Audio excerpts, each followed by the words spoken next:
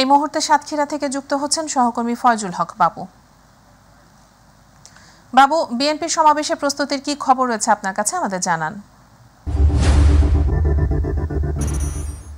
যেমনটা বলছি, আসলে সাতক্ষীরায় কলরোয়ায় যে বিএনপির সমাবেশ অনুষ্ঠিত হচ্ছে, এটি কিন্তু দীর্ঘ 17 বছর পরে কিন্তু বিএনপির সমাবেশ অনুষ্ঠিত হচ্ছে।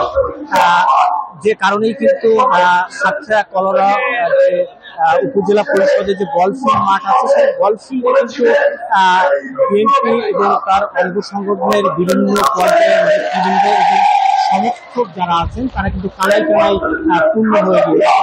আপনাদেরকে যদি আমি একটু দেখাই তাহলে আপনারা বুঝতে পারবেন যে এখানে বিএনপির সহ বিভিন্ন অঙ্গ সংগঠনের যে সমস্ত নেতৃবৃন্দ তারা দীর্ঘ 17 বছর পরে তাদের যে ক্ষোভের বহিঃপ্রকাশ সেটি কিন্তু তারা এই উপস্থিতির মধ্যে দিয়ে তারা প্রকাশ করছে। এবং আপনারা জানেন যে এখানে যে সমস্ত নেতৃবৃন্দ উপস্থিত থাকা নেতৃবৃন্দ তথ্য বিষয়ক সম্পাদক আজিজুল বাড়ি হেলাল বিভিন্ন নেতৃবৃন্দ কিন্তু এখানে উপস্থিত হয়েছে। বিএনপির নেতৃবৃন্দ বিভিন্ন পর্যায়ের এবং সাতটা বিভিন্ন নেতৃবৃন্দ এখানে উপস্থিত আছে। এবং এই সমাবেশের যিনি প্রধান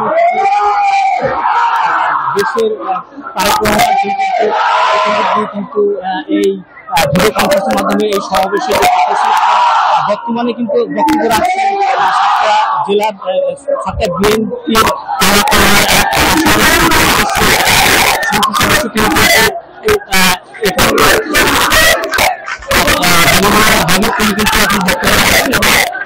এখানে যে সমস্ত নেতৃবৃন্দ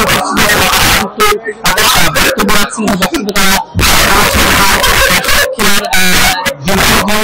যে সমস্ত